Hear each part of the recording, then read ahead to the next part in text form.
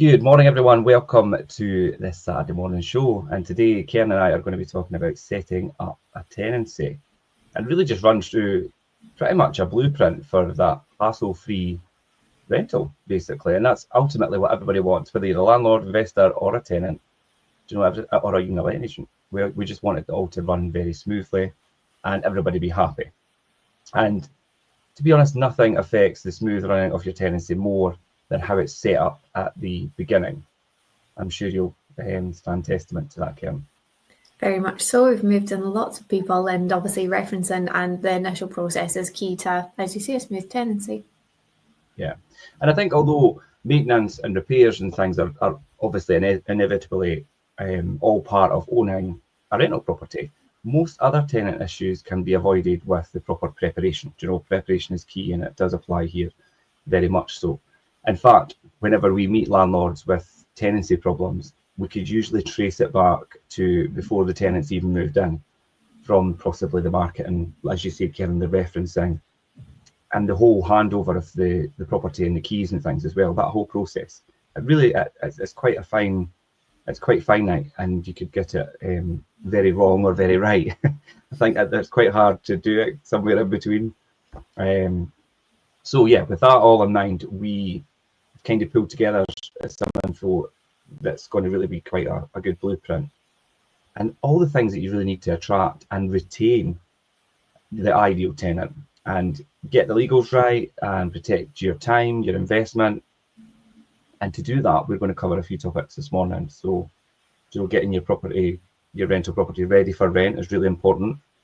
That effective marketing strategy and property marketing, screening and referencing, I'm sure you'll give us a lot into that, Kerin, this morning. The perfect paperwork, procedures, and then that smooth check-in and those regular checkups and inspections throughout. So, what are you going to say, Kerin? Yeah, there's a lot that goes into it anyway. Yeah, there is. But that's why I think sometimes it could feel very overwhelming for people. Mm-hmm. And not just to obviously be quite biased about, obviously we are letting agents, but we know what goes in to the day-to-day and the setup and the whole process from start to finish. And it's quite a lot. And unless you want to take on a full-time job doing lettings, then you really should have a letting agent doing the most of it for you. I think especially nowadays, because of the amount of legislation and red tape and things you need to think about and how things should be approached correctly, there's a lot out there, and you don't really need to have that burden on you and that stress and have that hanging over you. Some people do it and enjoy it and they choose to do it as a job, and that's fine. I think if you're trying to do it as an investment in addition to your income from your job, it's quite a hard thing to juggle. So we're going to start with one of the most important things, and it's setting up a tenancy correctly. And it's a really intricate and it's quite a demanding task as well, Kerin. I'm sure you'll guide us through that. But the guide today is really created to kind of help you try and streamline and have a confident process and have confidence in your process and have that really rewarding and remarkably smooth buy-to-let business. And it can be done. So yeah, kick us off this morning, Kerin, and give us a rundown about getting your rental property ready. So impeccable presentation is the first step to attracting a high quality tenant. By setting a strict standard to upkeep and showcase your professional side, you'll naturally filter out the best from the rest, which is quite a good way to put it. So obviously we've said before, the better property you put out, the better quality of tenant that you're going to attract from it. The people that are going to look after it are not going to want to stay in a home that's tired, worn, imperfections that you can see here, there and everywhere. So ensure your rental home is spotless with professional deep clean, fresh and neutral decor, and detailed check that appliances are working and they're all in order. I'd say smell's quite a key one out of there as well. Obviously, first impressions, if like maybe your tenants had pets previously or they've smoked in the property, these are all things that can quite easily put people off. Or even if there's maybe like a bit of a damp smell in there as well. So that key odorless smell, or even a nice smell, hopefully. I had one just last week, and the owner had been baking previously, and the house smelled gorgeous. and we managed to achieve a higher rental for it. So not that I'll say it was down to the smell. It was a gorgeous home in general, but it definitely helped. Okay. Completing all essential repairs and maintenance are obviously key as well.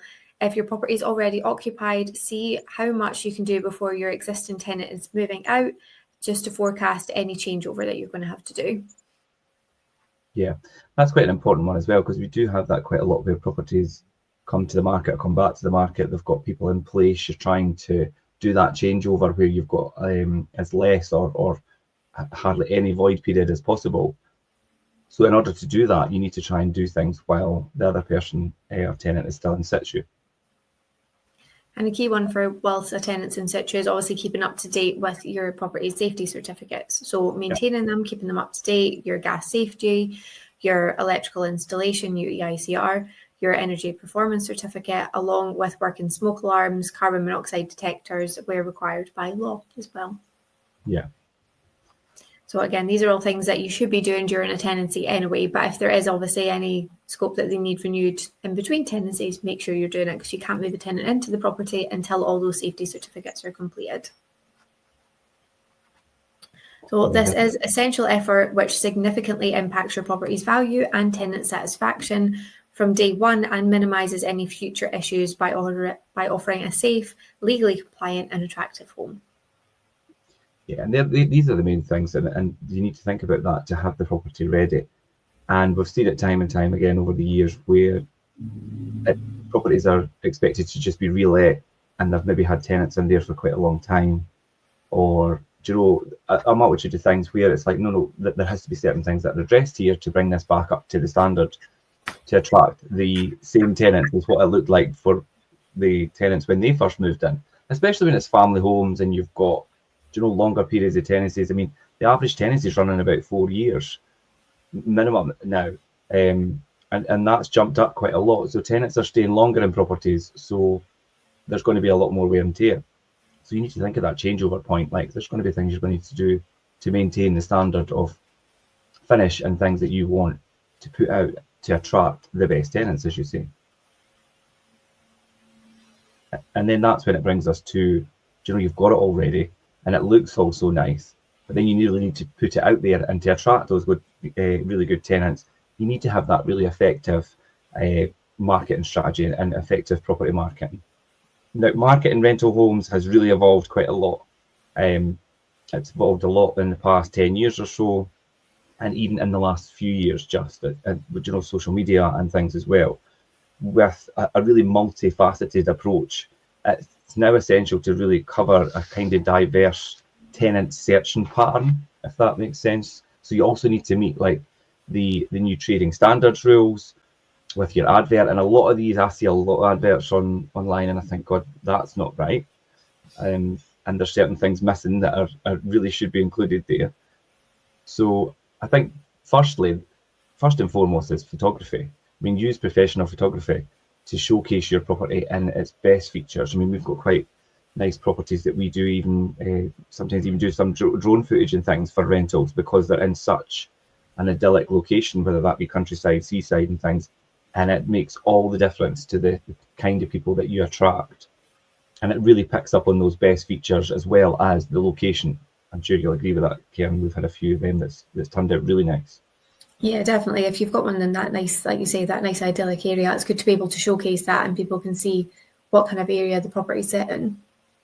Yeah, and that's from a visual aspect. And then it's always good to pair that with a really compelling description that actually highlights the benefits of living there, not just about the property, but about what's in the surrounding area. What are the benefits of living there, whether it be transport links, access to the beach, access to schools, good bars or restaurants close by, or all of the above. If that's all there, get it all in there and make sure that it's clear and quite descriptive, but not too long-winded.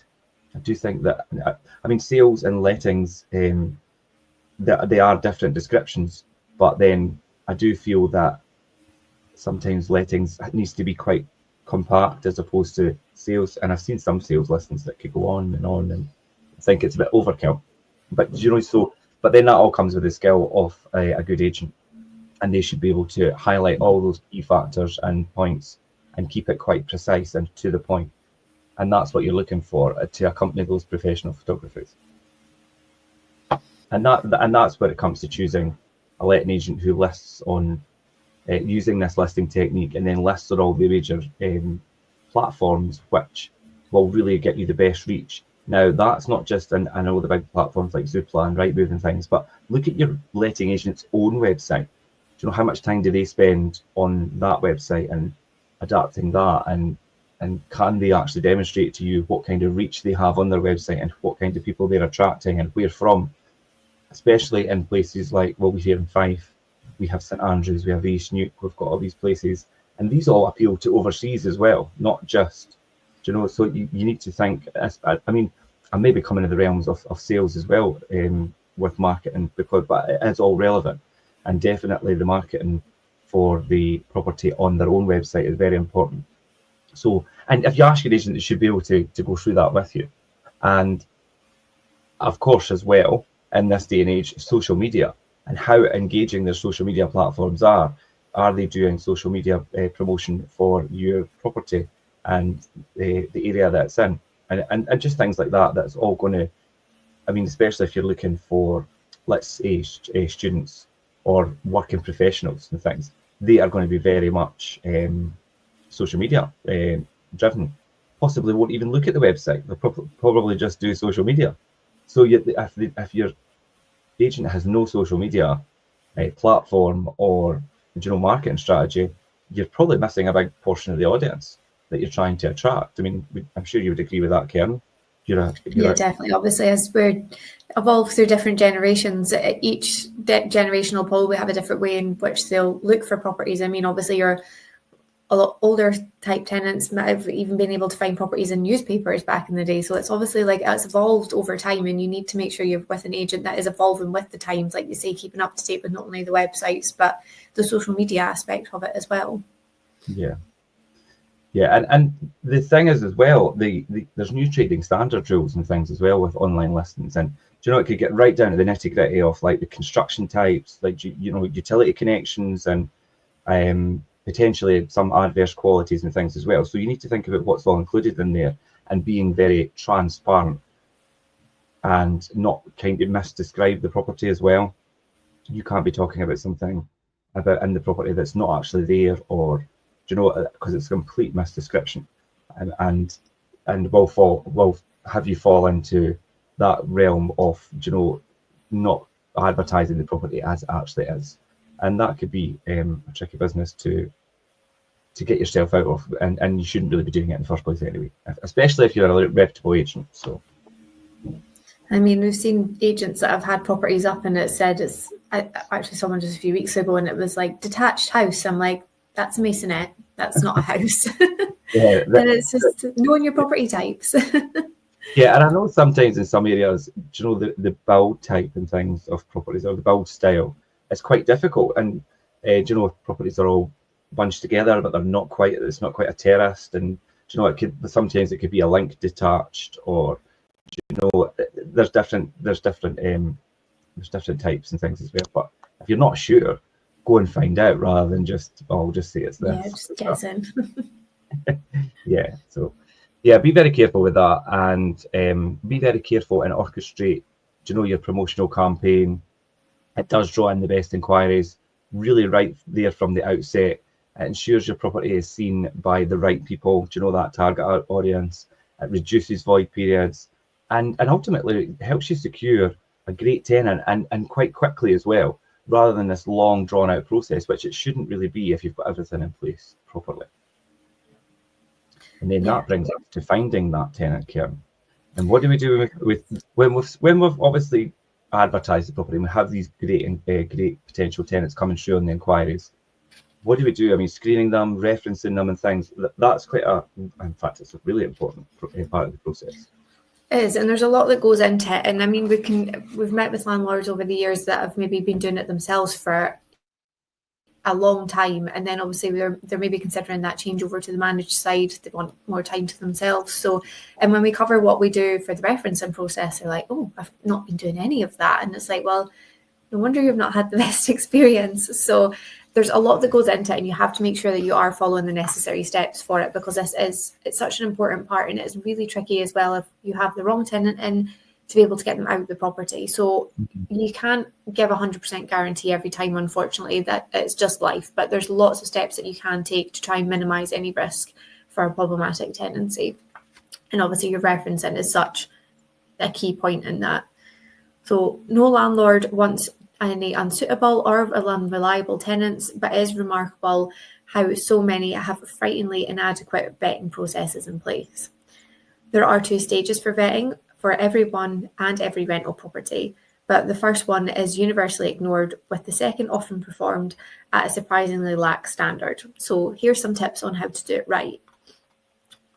Whenever anyone asks to view, have a few questions ready about what they're looking for and whether they're going to be a suitable fit for your property and your property's timescale as well. So that's obviously quite a key point there, just doing that initial kind of pre-qualifying stage, if you like, just to make sure they've got that initial compatibility for it. And this is something that we obviously put a lot of time into. We have a lot of people that apply for our properties. So this is a good stage in making sure that they've got the right income, the right amount of people are going to be staying in the property. It's not going to be overcrowded. The income matches what's required for that property. And again, the timescale there is an important one. Obviously, we don't have any fixed terms in Scotland. The leases are on effectively a month-to-month basis. The tenant only has to give 28 days notice to be able to move out of the property, so they can effectively move in and move out again the next month. So establishing what someone's timescale is like is going to be quite important. Are they looking for just maybe a quick turnaround? Are they looking for a long-term tenancy that's going to take you for a few years? It is a good question to be asking people. So obviously, again, it's a bit of a how long is a piece of string. You can't make 100% guarantees, but at least if you have somebody that their expectation is long-term, you should hopefully get a longer-term tenancy out of them. Yeah, I mean, it's our job to try and establish that. Like I said, on average, tenancies are around about 4 years now, but some could be a lot shorter, and some could be a lot longer. And we could establish to the best of our ability whether somebody intends to stay. Do you know, if they're here working and want something for a couple of years, they want something to settle for, do you know, the medium to long term, so they're going to be maybe 4 or 5 years, or they're just maybe looking for something for a year. We could establish that, but we can't hold them to it. Exactly. So after you have agreed with a suitable tenancy for the let, run credit checks on the tenant's financial status and get at least 3 months bank statements to see how they manage their money. So again, you can have somebody, their credit check is fine, you get a bank statement and they're severely living in their overdraft, or there's just some, I mean, ultimately we're not here to judge what people spend their money on. It's just, can you manage it suitably? Are you paying your bills? Are you paying your current rent? Are you sitting massively in your overdraft? Do you have credit cards you're paying back? So all these different things to keep a wee eye out for there as well. Yeah. Verifying somebody's income, their employment is also key. It gives you their availability to meet the rental payments and approach previous landlords for their payment record and property care as well. So making sure that they've looked after the property, that they've paid the rent on time each month, there's no arrears outstanding, and if they would rent to them again is quite important things to ask there. Now, one of my tips here, if you are getting landlord references, if it's coming from an agent, then that should hopefully be fine. That's slightly more creditable source there. If it is a private landlord, my advice is to check against the landlord registration and make sure that the landlord details they've given you, the name, is matching up to what's actually registered as a landlord, and they're not just giving you their friend that's going to give them a good reference. Yeah, we've had that in the past, but luckily picked up on it. Yeah, so it's definitely little tips like this that could save you in the future. Whenever your rental property is in the UK, you're legally required to check all tenants on an application against the UK sanctions list and to report anyone who appears on it if they're applying. Yeah, and our referencing process picks that up through. Yeah, and if your property is in England, you must also conduct a right to rent check for any non-UK citizens over 18 to confirm that they have the leave to remain for the length of the tenancy. Yeah, and that's quite important when you're down in England, because you might offer them a tenancy, sign, and tenancy agreements are different in England, so you could do fixed terms and things, and you could have somebody entering in their fixed term for whatever it is at the time, and they might not actually legally be able to stay in the country for that length of time. So yeah, the right to rent checks are important when you're in England. Investing time here is your strongest defence against future problems, such as rent arrears and property damage. It's truly the foundation for a stable tenancy, and peace of mind is priceless. Yeah, that peace of mind, it is really priceless. It's so much less stress, it's less time worrying, and all for that little bit extra at the beginning. And the referencing and screening at the initial stages is so important. But then you move forward, and then you need to start obviously thinking about, right, I need to write paperwork. We're talking about tenancy agreements and things there. The tenancy agreements come with, in Scotland with the private residential tenancy, come with the easy read notes, and then you've got a whole moving part, you've got all the certificates, and so you've got all that paperwork and the procedures and things that go with it, and they're so important to get right. Especially even things like, even like the tenant's name on the tenancy agreement and things. If you get that wrong at the beginning, it might not be an issue then, but if you come up against something further down the line and you need to have the tenancy agreement as a part of that process or evidence or whatever, and you've got it with a misspelled tenant's name on it or something, that's going to cause you big problems because it's not actually accurate. So yeah, I mean, there's unquestionably plenty of paperwork and processes to go with to get right when you're setting up a tenancy. Some as a legal requirement, some as essential practice, and helps you cover all bases. And like I said there, it does help you if you get to that point of dispute, that you've got all that in place initially, and then you could fall back on your paperwork and confirm what the details of the tenancy and what was agreed, and all that was set out properly at the beginning. That then comes back to, first and foremost, your tenancy agreement. Now, we are fortunate enough in here in Scotland, we've got the template for the private residential tenancy that has got its mandatory clauses in there that must be used. You can add to the PRT, which is quite good if you want to do certain other things included in there. But the basis of the PRT is there. It's available on the government website. We do have our own version of that, Kerin, that's been checked over and things, and I'm sure a lot of other agents do. But if you're self-managing things, you've got that there to use on the government website, and it does include everything really in there. All the essential things are in there. As I say, you can add extras in there to maybe suit your own property or whatever, and things that you want to have in there, and the tenants in agreement with that. But for the most part, the PRT is quite comprehensive and does include everything that you need. But if you're in England and in Wales and things as well, you really need to have a tenancy agreement that clearly outlines all your terms, your conditions, the responsibilities. Be really wary of these like cheap or off-the-shelf contracts that you could get. I remember, that doesn't make me that old, Kerin, because PRTs were 2017. But I remember you could buy them in W. Smith on the shelf, short as your tenancy agreements, and they were all different versions, and you could download them online. And we've had tenancy agreements come in and over the years, and they've just been one A4 page. And I've seen some questionable ones. Also, some questionable inventories as well. So some landlords like to make it up as they go. Yeah, and definitely some can be very short and very vague, and just really they're not worth the paper they're written on, to be honest. So out with Scotland and not using the PRT, be very careful of that. Your tenancy agreement is something that you really need to get right. And then you see about inventories there, Kerin. An inventory is so important. It's actually it's part of the private residential tenancy clause. There's a clause in there about the inventory. It is required to accompany it and have a inventory prepared, which is really comprehensive, as I said, and have that schedule and that condition backed up with photography as evidence. The photography needs to be clear. Sometimes we've seen ones in the past and it's just like a blurry little picture, and you really couldn't tell what it was, even if it's got the description next to it. It's not really going to help hold up as evidence. So it really needs to be quite clear, quite precise terminology, and list everything. And that's really including, minor things and minor details like power sockets, light switches, all these things. I mean, what's the most common thing that people say to us when they don't think they need an inventory, Kerin? Oh, it's not furnished. Yes, it doesn't matter if it's not furnished. The majority of properties we do are unfurnished, and you should really be thinking, right, well, I've got this all decorated, I've got all the woodwork, the skirtings, the flooring, the windows, the units in the kitchen, all of that goes in there. If any of these get damaged and you've no record of how they were presented and handed over to the tenant, then you've no claim. And listing pictures don't count. And listing pictures don't count. I remember when we were able to use listing pictures, but it was for a very brief time back when the deposit scheme and things started up. And obviously they've progressed that over the years, quite rightly so. But no, listing pictures don't count anymore because they could have been done weeks, months, years before the tenancy actually even begun.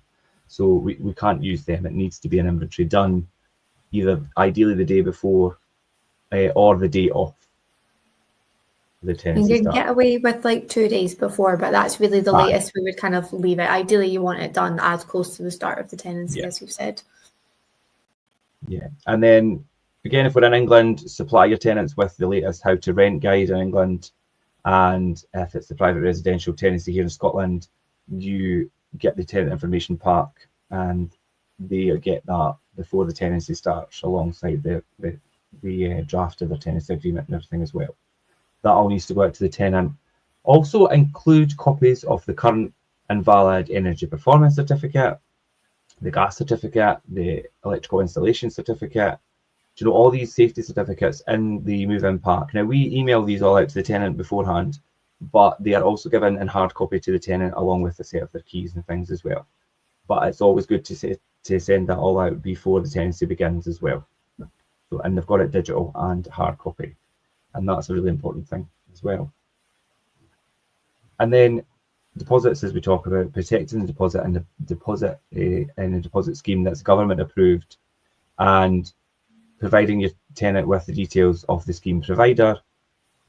I know that we use Safe Deposit Scotland, and they actually contact the tenant and give them their DAN number, which is their unique to their tenancy and their deposit. And that all needs to be done within 30 days of receiving the deposit from the tenant. And you can get hefty fines. I think it's up to 3 months deposit. Am I right? Is that right, Kerin? 3 months rent. It's quite a significant fine that you don't want. Yeah, if you don't bank that in time and the tenant contests that, then you can be charged up to 3 times the amount of the rental on the property as a fine. So 30 days is more than enough time to be able to do that. If you don't have an account with a government approved deposit scheme, they're very easy to set up, or your letting agent should have one for you to use as well. And they're free as well, so it's not like you have to pay to be able to set one up in them. And also, obviously, we talk about the 30 days, making sure you bank it in that. Just make sure you bank it as well. If you have some landlords from, obviously, you maybe come across the odd one from a long time ago when deposit schemes weren't really as common practice and they just had it in their bank account. Well, you cannot do that anymore. So just make sure you do have your deposit banked in a deposit protection scheme. Yeah, and obviously we have client money protection and things as well. So it needs to be done properly, and there is fines associated with not following that process. So I think that's a brief run through of what is expected. But meticulous paperwork, as you'll probably agree listening to that, ensures that every aspect of your tenancy is legal. You know, things are all watertight. You're protecting your interests. You're saving yourself from fines, as we've just said. And it also provides that kind of clear framework to you and also your tenant that this is how things are going to be done. This is the way I operate if you're self-managing, or this is the way my agent operates. And that sets that tone and expectation for the tenancy. And that's not to say that you're kind of coming down hard on the tenant. It's just being very clear, transparent and precise about things. And they will then obviously pick up on, right, okay, this is how things work. And 9 times out of 10, a tenant will want that because it keeps everything right, and it's everything gets done as it should be.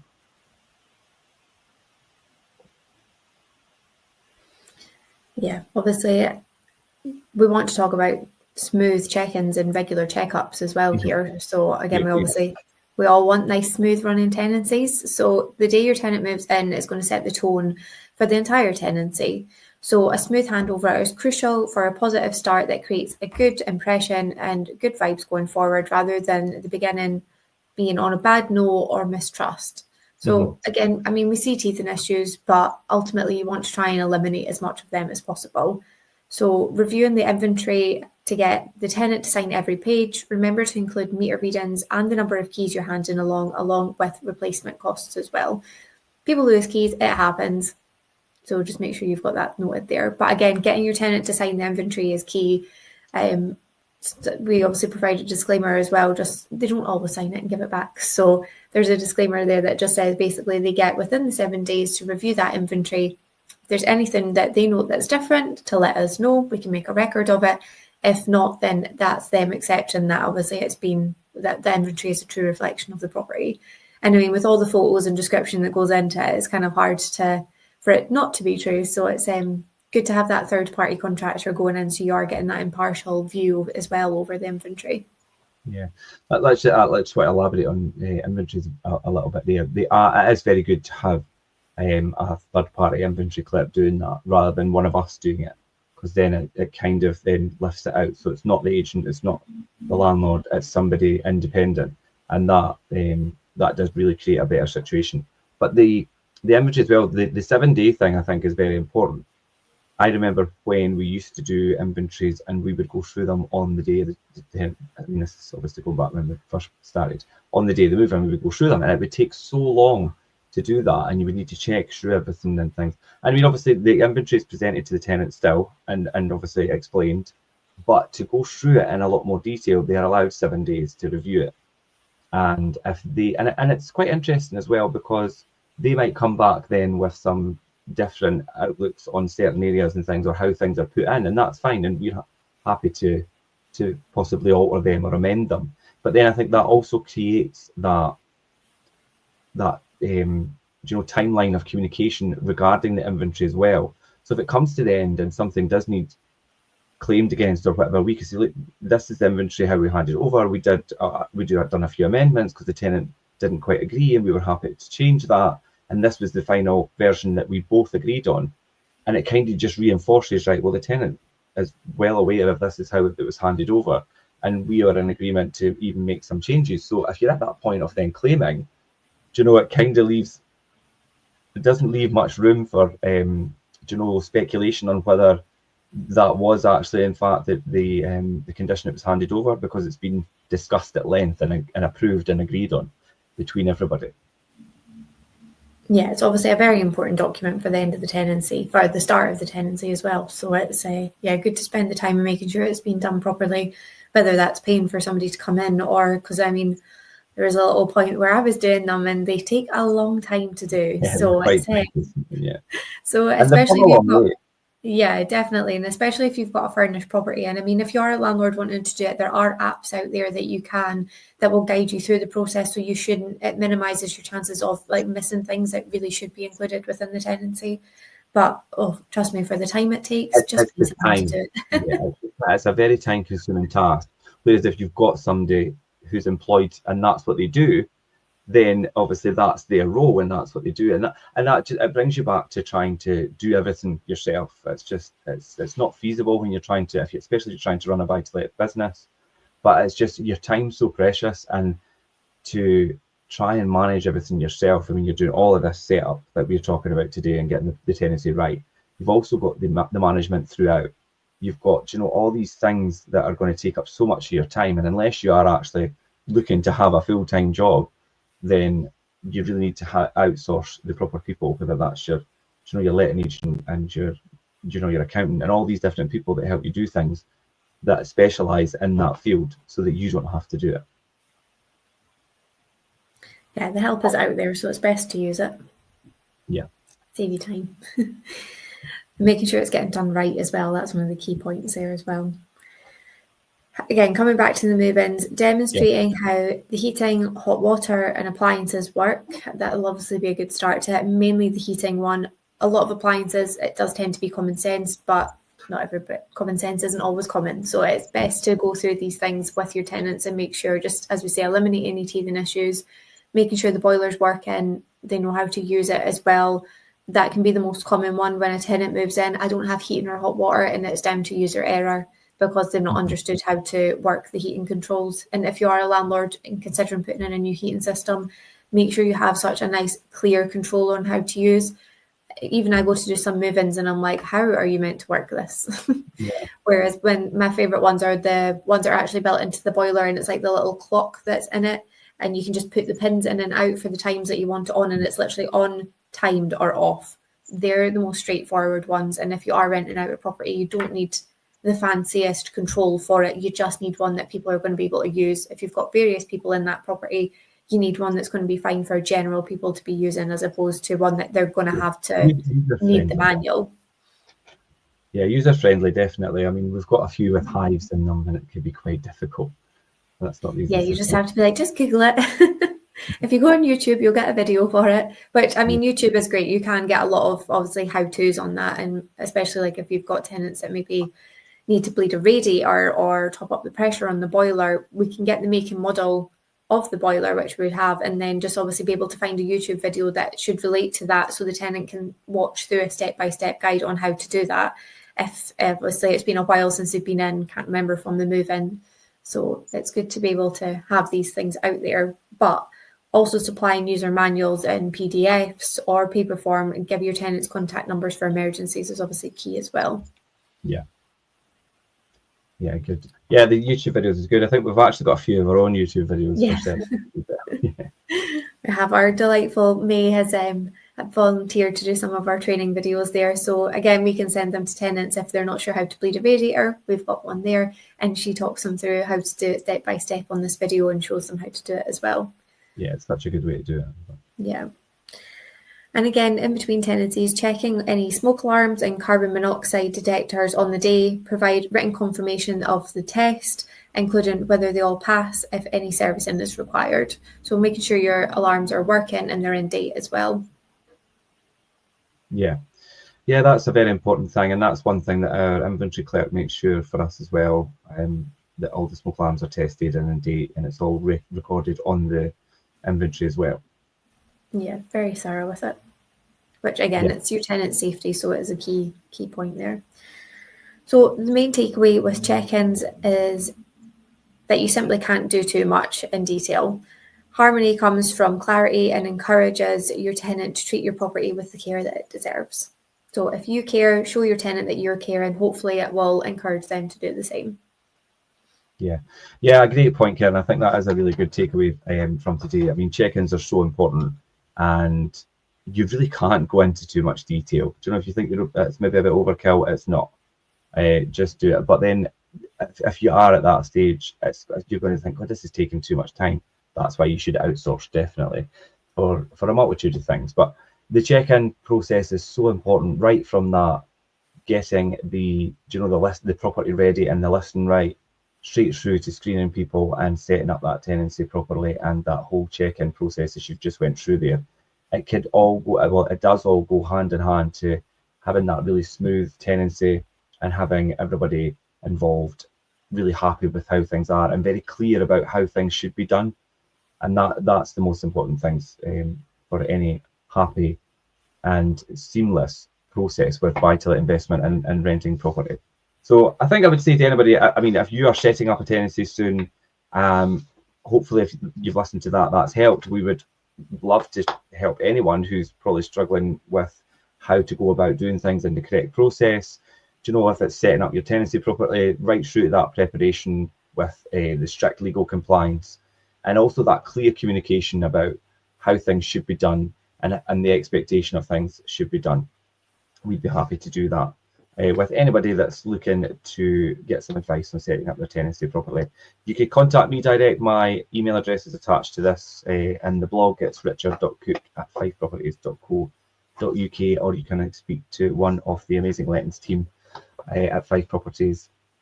Anything else, Kerin, to add before we wrap up for this morning?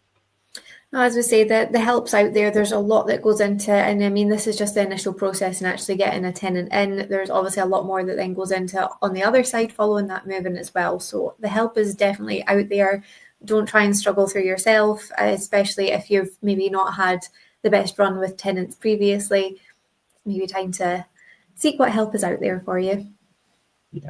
Yeah, and if you're interested in anything that we spoke about this morning, you can click through on the link in the post to the vlog that's on our website and have a read through that. And as I say, any further questions, you could reach out to us direct. There's comments here I'm going to go and respond to. If you're watching this on the rerun, still jump in the comments, because we'll either myself or one of the team will aim to respond to you and answer any questions that you may have. So thanks for tuning in. Thanks for joining me this morning, Kerin. That was really informative, as always. And we will see you next time for the Saturday morning show. Yeah, happy Saturday. Thanks, Kerin. Bye. Bye.